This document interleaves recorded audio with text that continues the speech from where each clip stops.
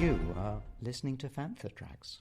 Because of the following special program, Wonder Woman and the Incredible Hulk will not be presented this evening.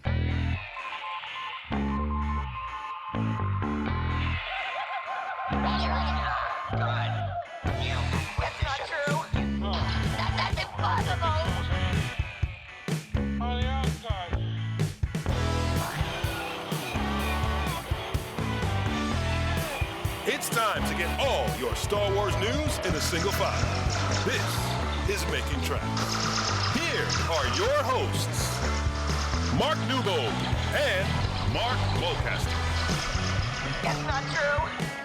That's impossible. Hello and welcome to episode 116 of Making Tracks, brought to you by the fine folk over at fanfatracks.com. My name's Mark, I am one of your co-hosts, and joining me this week is a man who's had a busy weekend out in Telford. It's Mr. Mark Newbold. Mark, how are you doing? How's your weekend? My weekend has been busy. It's been a busy one, as has every weekend for the last 43 years. Basically telling me you didn't actually start getting busy until you were, 15? Something like that. I took a year off. How you doing, mate? How's things? We've been out at shows like as far stretched as we possibly can. We've been to Gateshead, we've been to Croydon.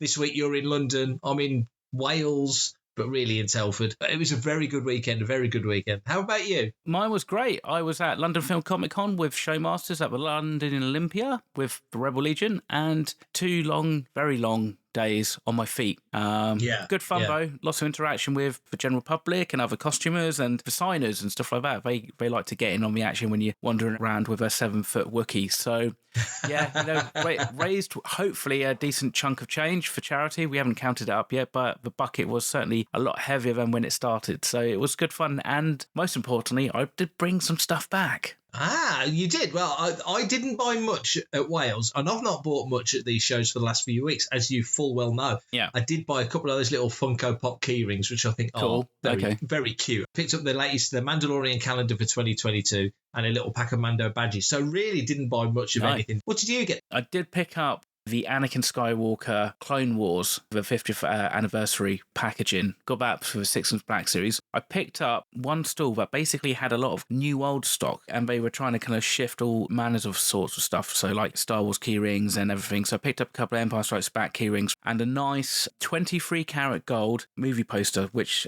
like trading card, which is the Return of the Jedi one. I've got a few of them already, but this one actually came in a nice little white box, which I don't think I've had one in a white box before. So that was cool. And I picked up a mint-sealed Star Wars Empire Strikes Back and Return of the Jedi storybook and cassette. As well as 2 droids storybooks without the cassettes. So annoyingly, it was part 2 and part 3. So it was Escape into Terror and The Trigon Unleashed. So yeah, it is those first couple of episodes. I don't know how many of these I actually did. 4, in fact, because I just read the back. So there's 4. So I've got half of them, so I just need to get the other half now. But yeah, nice. They were actually all reasonably priced, which was quite handy. But before we get too far into things, I just want to bring up some really sad news that happened earlier this week. So, you know my 150-piece jigsaw puzzle that we were going to make on last week's episode? I am aware of this jigsaw puzzle. It turns out there's only 149 pieces in the box. Okay, we went for a meal, didn't we? After Birmingham, yes. A whole bunch of us went for a meal, and your missus was talking about this jigsaw puzzle. Very, very almost taunting fate to say, wouldn't it be funny if we opened the box and there was only 149 pieces in it? And you were just so convinced that you got the deal in the Sensory. What did you pay, £8 for it? I paid £8 for it, and to be honest, I did feel a little bit bad at the time because both me and my good friend Phil Parker were kind of, I'm not sure if he spotted it first but I pulled it down and I was like, I'm going to have this because it was only £8. But it was that whole annoying thing of on the box, there was a little label which says 150 pieces counted. But there was a bag which said 150 pieces counted. Yes, because they included the bag in the count. Exactly, that's why. Probably. So I'm just like, oh, God's sakes. But I mean, the irony is I didn't even make the puzzle. Karen was the one who kind of sat there and made the puzzle whilst waiting for me to get home or to finish the podcast last week. But so for those who were interested, and I did get a couple of messages through social media saying, did you finish the puzzle, Matt? We did finish the puzzle, and we were missing a piece, and that piece is actually pretty much dead center of the puzzle itself. So there you go. Well, funny enough, I went through my bag and I found a little jigsaw piece. So it's yours for £8. Bargain. Yeah, well, if it means I get to complete. I am tempted to actually buy another one and then just throw the other 149 pieces away and keep the one. Well, no, I'll keep the one and then send the other 149 pieces up to my mate Phil. So then it's fair. All's fair in love and jigsaws, really, isn't it? Absolutely. What are we going to talk about today? Because it's been a busy Star Wars week. We've got some good interviews coming up on this episode, haven't we? You and Carl, who were at Telford on the weekend, I think you hit the pay dirt for some of these because, some of them we don't actually get to speak to them very often. And I don't think a couple of them do many interviews at all. So really excited to listen to who we've got lined up. But shall we start first with a little bit of potential good news, i.e. it's not 100% confirmed yet, but hopefully we may have an actor confirmed to play Sabine Wren. Yes, Natasha Lui Bordizzo has been mentioned by Deadline, I believe it was, as the possible actress who will be playing, as you said, Sabine Wren in the Ahsoka series. She certainly looks the part. When you see her, she definitely has got the physicality and the look to be Sabine, an older Sabine. Whether or not it's true, whether or not it comes to pass, we don't know, because Lucasfilm haven't commented and they haven't made an announcement. That's for them to do, of course, so it's conjecture until such a time. But just on first looks, and that's all we've got really to go on, what do you make of this actress? She looks like she could fulfill that role, doesn't she? Yeah, I think so. I mean, because she was in a sequel version or a TV series version of Crouching Tiger, Hidden Dragon. Yeah, on Netflix, I think, yeah. On Netflix.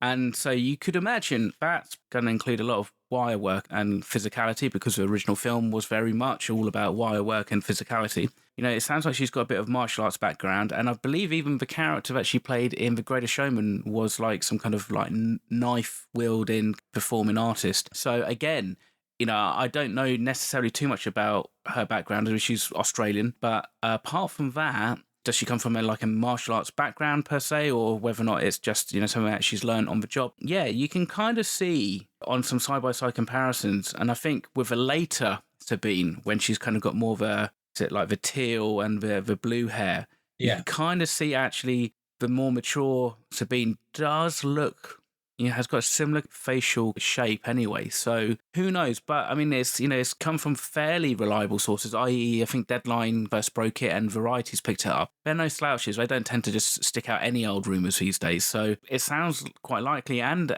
I think also, like we saw with quite a few of the actors that we saw in The Mandalorian Season 2 and that, they were never really confirmed by Lucasfilm. They were kind of confirmed by the press and the online press and stuff and the trades, but then there was never an official statement, I don't think, from Lucasfilm. They were just on the show. So maybe this is probably as good as we get. I don't know. Who knows? I think barring Ezra now, we've almost got the full kind of lineup that we can almost get for a Star Wars Rebels reunion, barring Ezra and I suppose Hera, a live-action version of Hera. Yeah, it'd be interesting to see which route they go down. I mean, we've heard Hera in Rogue One, obviously, which is quite a few years before this era, probably a decade before. But nevertheless, there's the potential for her to be in there. One question that jumps out, though, is that a lot of people, when they recast Ahsoka with Rosario Dawson, and a lot of people said it needs to be Ashley. And now I think you will probably have the same thing when people will say, wait, it needs to be Tia Sakar. What are your thoughts on that? I think,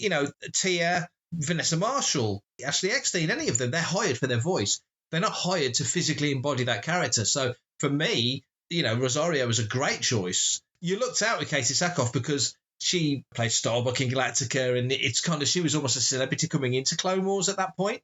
Exactly. And she was definitely an actress that you could see as that character. So that's not a fair comparison to make to voice actors who are the vocal version of the character. What do you think? Do you think there'll be some pushback against this if it turns out not to be Tia? There's always going to be, a certain level of vocal fans who are really behind Tia to get the role. But I think Tia's coming up to about 40 and Sabine would probably only be mid to late 20s by this kind of time period, because obviously we're going to assume, based on what we heard at the Investors Call last year, that Ahsoka's all going to tie into The Mandalorian. We've already seen Ahsoka in The Mandalorian. It's a pretty safe bet that, the series is going to happen around that kind of time period, one would think. And if it happens like earlier on, so maybe if it happens during the Galactic Civil War, then yes, you would need somebody slightly younger. So there's that. Then also the question comes down to, just because Tia does the voice, and a great voice that she does. Has she got the physicality? If they've picked an actor who has been in kind of martial arts series and does action kind of films, then that's a pretty good guess that this isn't going to be just a fairly, single faceted character. They're going to want her to be able to perform stunts and stuff like that as well. And as you said, Katie Sackhoff's a great example. She was an actor, a famous actor who was basically doing a voice cameo, if you would say, for Clone Wars and then Rebels. So I think in this instance, I think it's fair game. And to be honest, I feel like when I was watching The Mandalorian, first time I saw Ahsoka, at no point did I actually go, I miss Ashley Eckstein in this role. I accepted Rosario Dawson as Ahsoka in that version, and I just was, taken up by the story. So therefore, at the end of the day, it doesn't really, bother me too much either way. Hi there, this is Mike Quinn. I played Nien Nunb in Return of the Jedi and the new trilogy, and you're listening to Panther Tracks. So Saturday, December the 11th, we'll bring the Star Wars Family Fun Day to Fording Bridge Town Hall. That's the day before Farthest From, which is the vintage show, which is something we talk about an awful lot on Panther Tracks and on Making Tracks.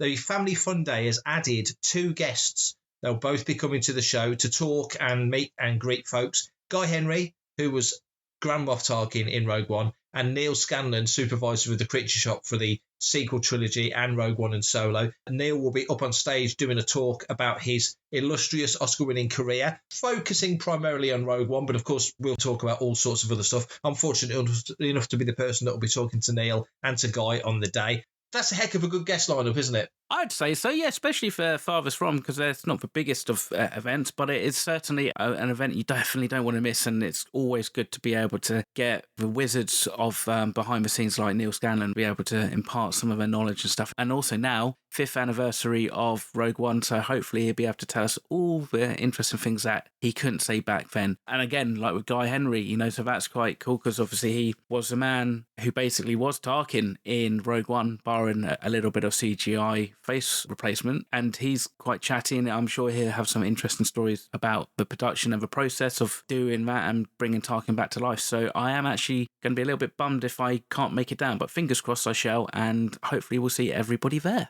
Yeah, exactly. So we're going to have Dave Tree, my old co-host Dave Tree, on the show. Dave Tree! As he does come on every time we have a Farthest From, so we do speak to Dave a couple of times a year. Now life's getting back to normal, hopefully it will be back to a couple of times a year, but we'll have Dave on, we'll talk all about what's coming up on the show, because, as I say, we always call it Farthest From, and it is Farthest From weekend. Farthest From is the cornerstone of the events, but the Family Fun Day on the Saturday is becoming increasingly more of a thing, so this is looking to be very special. And on the evening as well, there's the Christmas dinner, which is great. We all hold that in the town hall as well, so there's usually a special guest comes along to that on the evening, so waiting to see who that guest will be, but there's usually somebody coming on the evening, so that's very relaxed and chilled out. A few stories, a couple of beers, good fun. So Saturday the 11th of December is the Star Wars Family Fun Day. Sunday the 12th of December is Farthest From, the vintage show. Whatever you can get to, if you can get to both days, if you can get to one day, whatever you do, you're going to have some great fun. It's going to be awesome. But as I say, we'll speak to Dave very soon. For everything in one location,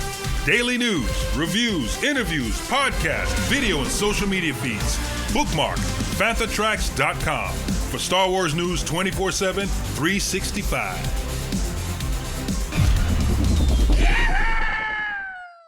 This past weekend, I was fortunate enough to drive to Telford, which was the location or the setting and site of Wales Comic Con 2021. I know Telford's not in Wales, but let's not quibble. It was a really good weekend. I was there on the Sunday, and fortunate enough, along with Carl Bayliss, the co-host of Desert Planet Discs, we've got a load of interviews. You're going to be hearing them coming up over the next 4 or 5 episodes. But we really wanted to get this one out first because I had the great fortune to chat with Denis Lawson. Now, if anybody knows anything about Star Wars, Denis, 1, doesn't do many conventions, and 2, certainly doesn't talk to many websites and podcasts. We were very cheeky, we asked. And so here's 5 minutes of me talking a little bit about Star Wars and a little bit about life to Denis Lawson. That's Wedge Antilles from the original trilogy and from Rise of Skywalker. So we're at Wales Comic Con. I'm stood right in front of Denis Lawson. How you doing? I'm very well, thank you. An incredible turnout here. It's just fantastic. Been a wonderful couple of days. Yeah. How's life been for you? Because I've been asking all the guys as we've gone up and down the line. We've all been in lockdown, all bolted the doors, and now we're out again. How's it feel? It feels wonderful, and I was lucky enough to, because I live in London, but we also have a little cottage in Wiltshire. Right. So that's been a lifesaver.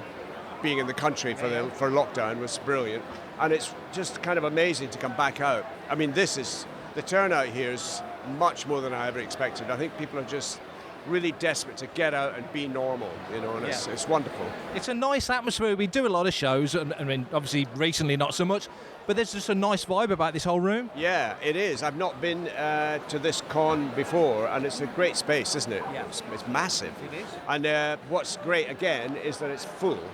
Absolutely full. It's great. It's brilliant. And people are just so nice and excited to be here. Yeah. It's terrific. It's really nice. And for yourself, I mean, obviously, well, I've got to say, weirdly, what's the Holby connection to Star Wars? Because in the last couple of weeks, I've spoke to Guy Henry. I'm now speaking to you. Yes. I spoke to Hugh Quashie a couple of... What is it about Holby and Star Wars? Yeah, what is that? They needed medical assistance in the X-Wings. What can I tell you? I know that. Do you know, I hadn't thought of that. That's quite peculiar. I don't know. Maybe someone in another time warp is arranging things. Producers of Star Wars. Yeah, maybe that's probably what... Do you know, I hadn't thought about that. That's what it'll be. Yeah. We're many years past when you made the films initially, and then you come back in Rise of Skywalker. Do you still enjoy being associated with the character? Obviously, came back to do that great little cameo. That's right. I mean, of course I do. And in fact, when I came back to do that cameo, well, first of all, J.J. Abrams got in touch with me directly. This is very unusual. Yeah. And I rang my agent. I said, who is this? Come on. They don't do that. No. So anyway, he was brilliant. And they wanted me actually to do 5 days on the movie. But I was in a play and then directing a play. Right. So I was just out of it. And he said, I don't think we can make this work. I said, come on, we can do this. So instead of 5 days, I just managed one. Yeah. But it was lovely to get back on the set. It was just great fun. Lovely. You genuinely enjoyed being back in that suit? A slightly different suit, but Yeah. No, I really did. And JJ is a terrific personality, great energy about him. I liked him very much. It was nice to step back on. It really was. Yeah. And what's next for you? You're a busy fella. There's always something going on. What's up next? At the moment, I'm doing a big documentary narration, 20 hours, on farming across the UK. It's lovely to do. I'm really enjoying it. Apart from that, I don't know. There's a lot of stuff happening now, so something will bubble up shortly, But I'm good. Fantastic. Well, thanks for your time. Thank you. Really appreciate it. Thanks, guys. Thank you. A lot. Sweet, so that sounds like a great little chat you had with Denis Lawson, and I, for one, am really jealous because I haven't had the chance to meet the man yet. So what about the rest of Wales Comic Con? How was that? It was excellent. I've got to say, we've been, I mean, you and me had, 4 weeks in a row of seeing each other at different shows. London, then Gateshead, then Croydon, then Birmingham. And this week we were opposite ends of the country. Well, not opposite, but, different sides of the country, essentially. Yep. I was there on the Sunday, and it was a really nice atmosphere. It's a good room. And what they did this time round was last time, the Telford International Centre is a really good location, and it's sizable as well. They opened up an extra, you can't call it a room, it's like opening another hall at the NEC. So they had extra rooms, so everything had a bit more space. Mm-hmm. So you weren't falling over people. They were clearly conscious of the COVID spacing and distancing. So that was really good. So you had lots more room. It just had a great vibe. There was cosplayers, but not too many, because sometimes some shows can get a bit much with every time you're walking through a crowd of people, you're blocking off someone's photograph and getting a dirty look. So we didn't get any of that. So you know how it is. So we didn't get any of that. So that was fine. The dealers were good. I didn't buy an awful lot, but there was plenty of good stuff to buy. There was displays. There was a great little Game of Thrones display. Somebody brought a Lightning McQueen car. It was next to the DeLorean from Back to the Future. So there was all these cool little photo ops all around. There will be an article on the site, hopefully within the next couple of days, with some great pictures that Carl took, so you'll get a look at that. But just a really good atmosphere, some cracking guests from this wrestling guests, like Bret the Hitman Hart was there, Kenny Omega was there, some great wrestling guests. Some of the Buffy actors was there, Charisma Carpenter was there, and James Masters. Ian McDiarmid was the top-line Star Wars guest, who had crazy queues. A lovely atmosphere, and as I say, they had a great run of Star Wars guests, sort of kicking off with Ian White. Garrett Hagan was there, Angus McInnes, Brian Henning. There's a whole bunch of people, right down to Caroline Blakiston was sort of at the end of that Star Wars run. Mike Quinn was there. Most of them we got to speak to, so you'll be hearing a lot of these folks over the next few weeks. But yeah, it was really, really good. I'd done it a couple of years ago, and it was a nice event then, but sort of shoulder to shoulder busy, because in that part of the world, you're not getting big events like you do at Olympia or at Excel. People are used to going to London for those shows. up in Telford, which for me is great. I never really kind of account for how close Telford is. It's like 35 minutes up the road from me. Yeah, it's that's really close. Yeah, it's as near as Birmingham. I kind of forget that sometimes. Ever so good. I can't fault their organisation and the great atmosphere they put out. It was a really good show. How was LFCC? Because as we mentioned at the top of the show, obviously they'd reduced the numbers for similar reasons, to be careful.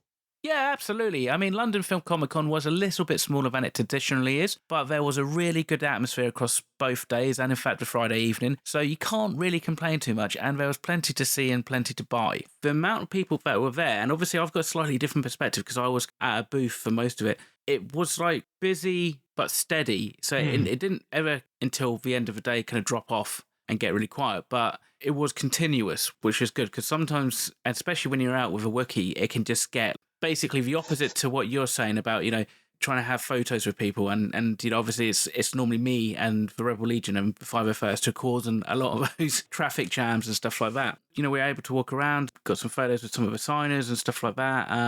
I mean, I don't tend to, when I'm trooping, step out to get autographs myself. I kind of saw Ming-Na Wen at a kind of distance and Nick Frost past the table and kind of gave us a smile and all that kind of stuff. And yeah, there's quite a nice big array of signers again. And yeah, like I said, there was a surprising amount of vintage traders. And there was a couple who were pretty much solely vintage. Wow. So that was, there was one guy who had just a lot of vintage. I was really tempted. He basically had a pair of preview tickets for a Harrod screening of Caravan of Courage. Oh, no, really? They were like 50 quid each. And I was just like, if they were 25 for the pair, I would have had them. And but the fact that they were that price, I wish I'd known about that. I'd have sent you the money in a heartbeat. I've been after those for years. Oh, really? Yeah. He did. Yeah. I mean, he did say, to be fair, they were like pretty rare as rocking horse poop. But, Yeah. But the thing is, it's always difficult, isn't it? Because you're in a captive audience. It's not like traders can charge what they want, but you kind of think, well, what's the actual markup? And the good thing is with vintage stuff, actually, is that, I've got a good idea of generally most of it. Stuff, like really niche ephemera like that, it's going to basically be down to, pay as much as you think it's worth pretty much, or, happy to. But hopefully, I think what was good about this one and MC in Birmingham and even London is just like once people back into the conventions, the trepidation seems to go. You speak to a lot of people before and they're like a little bit nervous about social distancing and, wearing masks and stuff. Actually, once you were there, and it didn't really cross any of our minds anyway. So I think it was good. So hopefully things will continue and we won't get locked down again over winter, and we can just pick up again at the conventions in March when I think MegaCon Live kicks off, and that's I think the first big one in the NEC. So yeah, looking forward to that. So next time I'll try and do Telford, and you can come and do London Film Comic Con, and we'll miss each other again. Sounds like you want to miss me by the sounds of it. Yeah, four weekends on the trot was enough. This is Steve Bloom, voice of Zebralios, and you're listening to Fantha Tracks. Caravast. May the force be with you. So we have a second guest on our show today, Brian Muir, the guy that sculpted the helmet of Darth Vader, amongst many other things. We had the chance to catch up with him at Croydon Charity Star Wars Day. Myself and you, Mark, and Paul Naylor, we had a great time mooching around, talking to folks. So here's our catch-up upstairs with Brian Muir from A New Hope and many other things. So we're in Croydon. I'm stood opposite Brian Muir. This is not very good for podcasts because I'm waving at him. How's it going? How are you doing? We're doing very well. It's been amazingly busy here. It's not what we expected. We thought it would be quieter, but you've got some real Star Wars fans that are getting multiples. Yeah, so it's been a great day. Yeah, you're in a lovely spot here. It's got a guild hall feel about it. It has actually. I mean, when we first got here and everyone's downstairs, you think, oh, we're upstairs, but it's nice. Yeah. I'm really glad we're up here now. It's really nice. We're getting back into conventions and we're travelling around and we're starting to see places and see things. How have you occupied yourself over the last sort of 18 months to 2 years whilst conventions have been sort of kiboshed? Well, the main thing Star Wars wise, we wrote a book Stormtroopers, Yeah. the true story. Other than that, we've been doing the garden, keeping ourselves busy in the house and that. So yeah, it's been a strange time not seeing friends and family and doing these events, which are a big part of our life now, and we travel so much with it. The travelling, well, funny enough, we did one in Florida last year in February. We were out there for 2 weeks. Yeah. Then we came back. We were back for a day, and we went to Brussels. And then after that, that was it. Yeah. It was the end. It was lockdown, and it's been like that ever since. Yeah. Apart from the last few months, we've started doing conventions again. So working on this book then, during lockdown, was it pleasurable in a way to be able to put all your efforts and focus into doing that book, or how did it feel? It was actually, because it's something that a lot of the information there, Lindsay's been getting together over years and years and years. And the dark side of SDS is her site. So she was talking about doing a pamphlet or some sort of thing that you could give out to people, and then thought, well, no, if we're going to do that, let's do a book. And it's been very well received. A lot of people say how they've enjoyed it. One or two have said, we love the book until you get to the chapter on the court case and they read about Ainsworth and that, and they get really annoyed about it. So it's got the story out there, it's got the truth out there as to what went on, so it was well worth doing. Yeah. And I think people have really enjoyed reading it. As well as doing all the work that you did on the films, do you enjoy that historical aspect? Because there is a history to Star Wars, not just the stories, but the making of it as well. Do you enjoy sort of chronicling that in books like this? Yeah, we believe in giving credit to the people that deserve it and that don't always get the credit. So, I mean, that's one thing we have tried to do, is to make sure that, you know, other people that wouldn't get credit normally get it. Yeah. And a lot of people don't do that, I'm afraid, and it's not the way it should be. People should get the credit for what they've done. Yeah. Are there other stories to tell? Sorry, are there other stories to tell? In the broader sense? Oh, in the broader sense, there's always stories to tell. But, I mean, I've done so many talks now. We've just come back from Switzerland, and I did 3 panels there and an hour talk just by myself. And it's my talks and that tends that I wander a bit, you know. None of them are the same. There are certain things that I bring up and I don't, but they're always well received, and people seem to be very interested in what I've got to say. So. Well, you were there right at the beginning. I think that's the key, isn't it? You know, you've seen it from the earliest days, really. Well, yeah. I mean, they've been doing it a few months before I started, but yeah, I mean, the first Star Wars anyway. Yeah. I was there in the beginning of January '76. Yeah. Was there for 4.5 months, and Liz was there for 4 weeks with me while I was doing the Stormtrooper. She was finishing off her C-3PO. The clay side of it anyway. I did all the finishing after she left the picture, which was at the end of January. So after that I worked 76 days without a single day off, because I had to finish the Stormtrooper, do all the finishing work on C-3PO, did all of Vader, and I did the CZ3 and the Death Star droid. So you've been involved a bit with Regal Robot, I noticed as well. We post stuff on Panther Tracks quite often. So has that been quite enjoyable to see that coming out again? Yeah, we've actually got the helmet as well. What they did, they kindly sent me one. Yeah. And the funny thing is, I was saying earlier on, because that's why we sort of started signing plaques. Yeah. That the standard one for Regal Robot was $1,500. Yeah. The sign one was $1,800. So that's increased the value by $300 a plaque. So why don't people buy plaques and have it with their helmets, and it increases the value and makes it the display look better. Absolutely, yeah. So what's next for you? What's on the agenda? Well, I'm not doing films anymore. I'm well and truly retired now, but we're going out to Sicily in December to do a convention there for 5 days. And we've got some very nice conventions lined up for next year.